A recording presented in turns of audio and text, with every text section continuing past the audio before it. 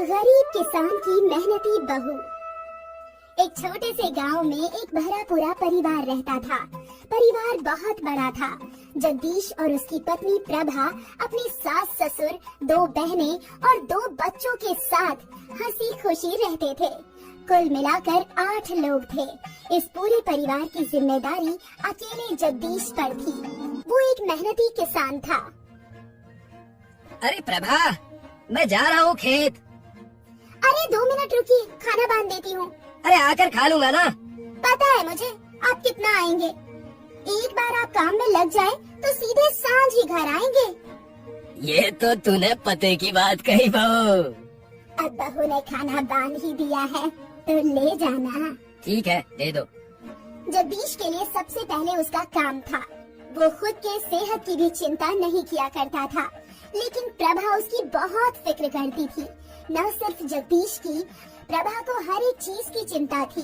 बच्चों की, सास ससुर की और ननदों की भी। वो सबका ख्याल रखती थी। एक दिन की बात है, घर में शांति और पल्लवी के लिए रिश्ता आया। सभी लोग बहुत खुश थे।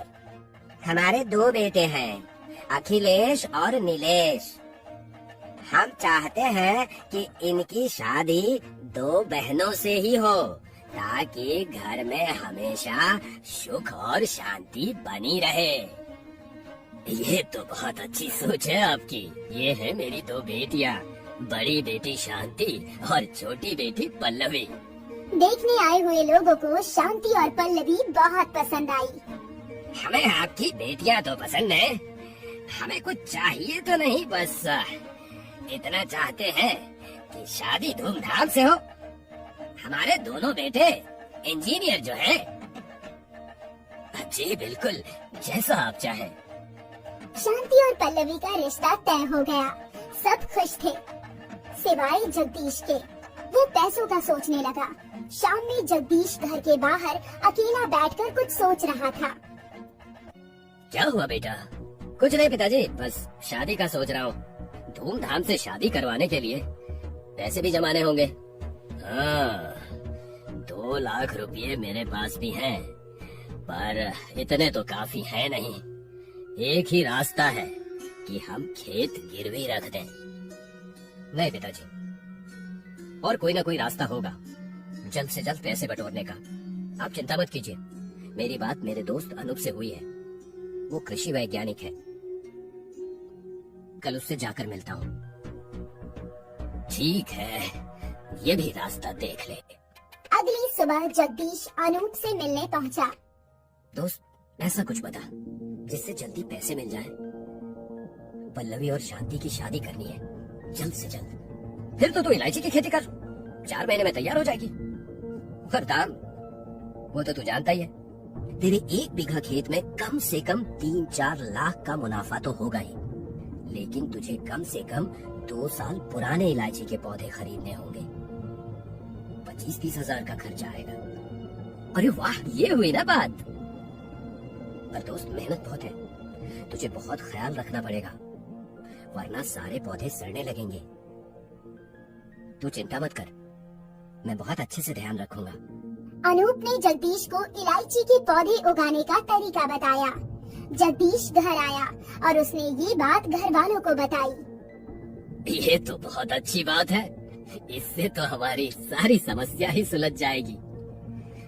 जी पिताजी, मैं कल ही जाकर पौधे खरीद लाता हूँ। अगले ही दिन जगदीश ने 1000 के इलायची के पौधे खरीदे और अब उसे पौधे अपने खेतों में उगाने थे। लेकिन उसके लिए उसे खेत को अच्छे से जोतना था, पानी सींचना था और फिर पौधे लगाने थे। तो जगदीश अपने काम में जुट गया। उसके पास कोई बैल तो था नहीं, इसलिए वो खुद ही हल से अपने खेत जोतने लगा। 2 दिन बीत गए। अब तक खेत की जुताई का काम खत्म नहीं हुआ। आज कड़ाके की धूप थी। गर्मी से जगदीश के सिर से पसीना टपक रहा था। वो फिर भी अकेला खेतों को जोतने में लगा था। अचानक उसका हल मिट्टी में अटक गया। उसने जब जोर से खींचा तो हल टूट गया और जगदीश की पीठ पर चोट आ गई। जगदीश दर्द से कराह रहा था। बचाओ! बचाओ! उसकी आवाज सुन आसपास के किसान दौड़े चले आए। अरे क्या हुआ जगदीश? चलो इसे जल्दी से अस्पताल ले चलते हैं। किसान जगदीश को उठाकर अस्पताल ले आए। डॉक्टर्स ने जगदीश का इलाज शुरू किया। कई घंटे बीत गए। जगदीश का पूरा परिवार हॉस्पिटल पहुंच चुका था। सब रो रहे थे। डॉक्टर, क्या हुआ मेरे बेटे को? उनकी रीढ़ की हड्डी पर गहरी चोट आई है। अब कुछ महीनों के लिए उन्हें बिस्तर पर ही पड़े रहना होगा। वो बैठ तक नहीं सकते। हे भगवान! मेरा बेटा, मेरे बेटे के साथ ऐसा क्यों हुआ? सब लोग रो रहे थे। किसी ने सोचा नहीं था कि ऐसा कुछ होगा। हॉस्पिटल में जगदीश का इलाज जारी था। अब ये तो तय था कि वो खेती नहीं कर सकता था। अब जगदीश के पिताजी और परेशान हो गए। भाग्यवान, सोच रहा हूँ खेत गिरवी रख दूं। जगदीश के इलाज के लिए पैसे चाहिए, और तो और शांति और पल्लवी की शादी का भी सोचना है।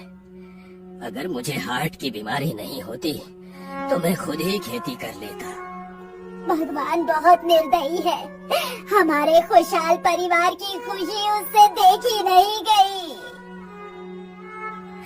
अब जो भी है, और कोई रास्ता नहीं है। मुझे खेत गिरवी रखने ही होंगे। ससुर जी, हाँ बहू। आप खेत गिरवी रखेंगे तो उन्हें बहुत बुरा लगेगा।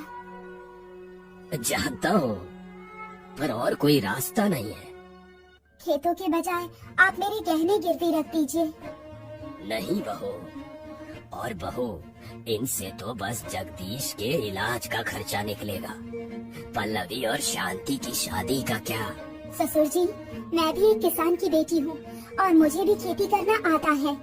आज से उनकी जिम्मेदारियाँ मैं संभालूंगी और मैं खेती करूंगी। नहीं बहू, इतनी कड़क धूप में खेती करने का काम तू नहीं कर पाएगी। बहुत मुश्किल है। और ऊपर से बेटा, औरतें खेती नहीं करती। ससुर जी, औरतें खेती नहीं करती क्योंकि उन्हें नहीं आती। मेरे पिताजी ने मुझे खेती सिखाई है। मैं कर सकती हूँ। मुझे एक बार कोशिश तो करने दीजिए। लेकिन तू अकेले कैसे सब करेगी? घर की भी तो जिम्मेदारी है। घर और बच्चों की जिम्मेदारी मैं संभाल लूंगी। प्रभा खेती करना चाहती है तो उसे करने दीजिए। ठीक है, लेकिन ये इलायची की खेती कैसे होती है मुझे भी नहीं पता। तो प्रभा को कैसे पता होगा? ससुर जी, हम खुद अनूप भैया के पास जाकर पूछ लेते हैं। वो जरूर हमारी मदद करेंगे। ठीक है, देखते हैं। प्रभा ने खेती करने की ठान ली। वो उस गांव की पहली औरत थी जो खेती करने जा रही थी। अगली सुबह प्रभा अपने ससुर के साथ अनूप की किसी लेबोरेटरी पहुंच गई। उन दोनों ने अनूप को जगदीश का हाल बताया। अरे बाप रे, सोचा नहीं था कि ऐसा कुछ होगा। जो हुआ वो भगवान की मर्जी थी बेटा। और अब प्रभा जिद पकड़ कर बैठी है कि वो खेती करेगी। अब तू ही इस पगली को समझा कि ये मुश्किल है। चाचा जी, मुश्किल है पर नामुमकिन नहीं। हमारे देश में कई औरतें किसान हैं, और अगर भाभी अच्छे से सीख जाए तो वो जरूर इलायची की खेती कर सकती हैं। बस भैया, आप मुझे सब समझा दीजिए। आपने पहले कभी खेती की है भाभी? मैं भी एक किसान की बेटी हूँ और मुझे भी खेती करना आता है। बहुत बढ़िया, बाकी मैं सिखा दूंगा। अनूप ने प्रभा और उसके ससुर को कुछ वीडियोस दिखाए और इलायची के पौधे उगाने का सही तरीका समझाया। भाभी, अगर आपने सब कुछ सही किया तो 4 महीने बाद इलायची की फसल तैयार हो जाएगी। पर ध्यान रखना, कीड़े न लग जाएं। जी बिल्कुल। धन्यवाद बेटा। प्रभा और उसके ससुर अनूप का शुक्रिया करके वहाँ से निकल गए। अगली सुबह प्रभा ने खेती का काम शुरू कर दिया। वो अकेले ही हल खींच रही थी। घंटों की कड़ी मेहनत के बाद वो थक गई। तभी उसके ससुर जी वहाँ पहुँचे। अरे बहू। जी ससुर जी। आजा, खाना खाते हैं। आपने क्यों तकलीफ की ससुर जी? इतना तो मैं कर ही सकता हूँ, आजा। प्रभा ने पेड़ के नीचे बैठकर खाना खाया। ससुर जी खेत देखकर खुश थे। अरे वाह बहू, तूने इतनी जल्दी इतना खेत जोत कैसे लिया? पिताजी ने बताया था कि गर्मी में मिट्टी सख्त हो जाती है, पत्थर के जैसी। अगर ऐसे में खेत की जुताई करनी है तो मिट्टी को गीला करना होगा। बस मैं कुएं से पानी ला कर डालती रही और फिर खेत जोतती रही। शाबाश, तूने तो दुगनी मेहनत की है बहू। प्रभा के ससुर जी उसे प्रोत्साहित कर रहे थे। शाम को थक हार कर प्रभा घर पहुंची। माँ आ गई, माँ आ गई। प्रभा की सास ने उसे पानी दिया। माँ, आपने कहा था कि आज आप हमें पकौड़े खिलाएंगी, अब बना दो ना। अरे बेटा, माँ बहुत थक गई है, आज पकौड़े मैं बना देती हूँ। नहीं दादी, हमें माँ के हाथ के पकौड़े ही खाने हैं। बनाओ ना माँ पकौड़े, बनाओ ना माँ। दोनों बच्चों की जिद के आगे प्रभा को अपनी थकान तक दिखी नहीं। आखिर वो माँ जो ठहरी। वो सीधे रसोई में गई और बच्चों के लिए पकौड़े बनाने लगी। रात को प्रभा का पूरा शरीर दर्द कर रहा था। वो करवटें बदलती रही और अगली सुबह फिर खेत के लिए निकल पड़ी। लगभग 3 दिनों की कड़ी मेहनत के बाद प्रभा ने पूरा खेत जोत लिया और अब बारी थी पौधे लगाने की। प्रभा ने ये काम भी शुरू कर दिया। बार बार झुक झुक कर उसकी कमर में दर्द हो गया। हाय मेरी कमर, हे भगवान।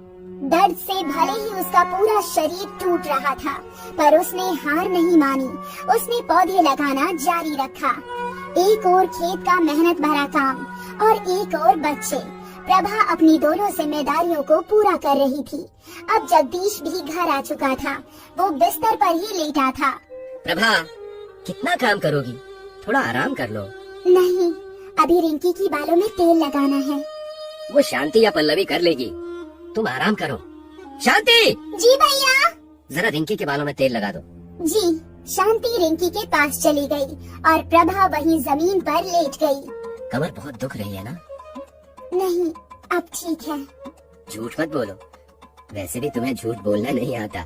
मैं जानता हूँ कितनी मेहनत लगती है खेती करने में, और ऊपर से घर की जिम्मेदारी। तुम्हें क्या जरूरत थी ये सब करने की?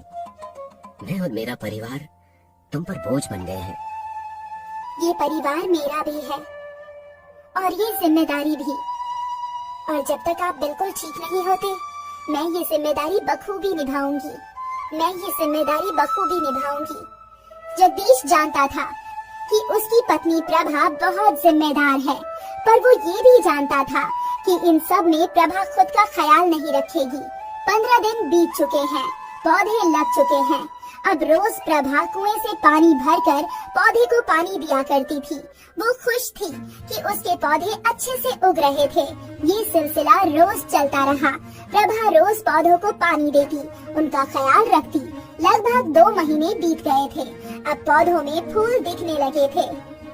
अरे वाह, देखो फूल उगाए। जी ससुर जी, अब बस 2 महीने और। हाँ। प्रभा के ससुर ने जब खेतों में मुआयना किया तो उन्होंने देखा कि कुछ पौधों में कीड़े लग चुके थे। प्रभा, ये देखो, इनमें कीड़े लगे हैं। हे भगवान! अनुप ने बोला था कि अगर कीड़े लग गए तो सारे पौधे खराब हो जाएंगे। अब क्या करें? तू जल्दी से कीटनाशक ला। ससुर जी, लगता नहीं कीटनाशक से कुछ होगा। तो अब क्या करें? हमें इन कीड़ों को फैलने से रोकना होगा। पर वो कैसे? प्रभा ने एक सीधी लकीर खींची और वहाँ के सारे पौधे उखाड़ने लगी। ये क्या कर रही है? वो पौधे तो अच्छे हैं। ससुर जी, अगर बीच के पौधे उखाड़ दूंगी तो कीड़े आगे नहीं बढ़ेंगे। ठीक है। प्रभा और उसके ससुर दोनों मिलकर पौधे उखाड़ने लगे। पहले उन्होंने बीज के पौधे उखाड़े और फिर जिन पौधों में कीड़े लगे थे वो सब भी उखाड़ लिए। पौधे थोड़े कम हो गए थे, पर अब भी बहुत सारे पौधे अच्छे थे। प्रभा रोज पौधों को पानी डाला करती थी और कीड़ों की जांच भी किया करती थी। वो कीटनाशक भी छिड़कने लगी। तपती धूप में प्रभा अकेली खेतों में मेहनत करती थी और उसकी मेहनत रंग लाई जब 4 महीनों बाद उसके खेतों में हरी हरी इलायची उगी। देखिए ससुर जी, इलायची उग गई। हाँ बहू, देख रहा हूँ और ये भी देख रहा हूँ कि तूने कितनी मेहनत की है। अब जो हो गया वो जाने दीजिए ससुर जी। नहीं बहू, तूने जो किया है वो कोई बेटी भी ना करे। तूने मेरे बेटे और उसके पूरे परिवार की जिम्मेदारी अपने कंधों पर उठा ली। तेरे जैसी बहू पाकर मैं धन्य हो गया। ससुर जी हाथ जोड़कर खड़े थे। प्रभा की आंखों में भी आंसू थे, पर आज वो आंसू खुशी के थे। उसकी 4 महीनों की मेहनत रंग लाई। प्रभा ने अकेले ही सारी इलायचियाँ काट ली और फिर व्यापारी आया। इस जिले में कोई इलायची उगाता नहीं है जी, इसलिए हमारा यहाँ आना जाना नहीं होता। पर आपने शुरुआत की है, अच्छा है, अब आते जाते रहेंगे। व्यापारी ने इलायची के दाने देखे। ये हुई ना बात, इलायची अच्छी है, इसका मैं 900 रुपये किलो का दाम दूंगा। तो 320 किलो के हुए 2,88,000। इतने पैसे सुनकर प्रभा और उसके ससुर जी दोनों खुश थे। सौदा हो गया और व्यापारी ने ससुर जी के हाथ में सारे पैसे रख दिए। व्यापारी सारी इलायचियों की बोरी लेकर चला गया। दोनों खुशी खुशी घर लौटे। अरे भाग्यवान, मुंह मीठा करो। क्या हुआ? ये देखो, बहू की खेती की पहली कमाई। अरे बाप रे! अब पल्लवी और शांति की शादी अच्छे से होगी और जगदीश का इलाज भी। ये सुनकर सास की आंखों से भी आंसू बहने लगे। सास ने प्रभा का माथा चूम लिया। पिछले जन्म में जरूर मैंने कोई अच्छे कर्म किए होंगे जो मुझे तेरे जैसी बहू मिली। देख रहा है ना जगदीश? जी माँ। जगदीश अब पहले से बेहतर था। वो बैठ सकता था। अपनी पत्नी की सफलता से वो भी बहुत खुश था। प्रभा की मेहनत के कारण कुछ महीनों बाद पल्लवी और शांति की बड़ी धूमधाम से शादी हुई। एक बहू ने अपने ससुराल की सारी जिम्मेदारियां अकेले उठाई और मेहनत करके सफल हुई। जगदीश भी धीरे धीरे ठीक हो रहा था। उसे अपनी पत्नी पर गर्व था और न सिर्फ उसे बल्कि पूरे परिवार को बहू पर गर्व था। कौन कहता है कि औरतें खेती नहीं कर सकती? प्रभा ने मेहनत और दृढ़ निश्चय से सबको गलत साबित कर दिया।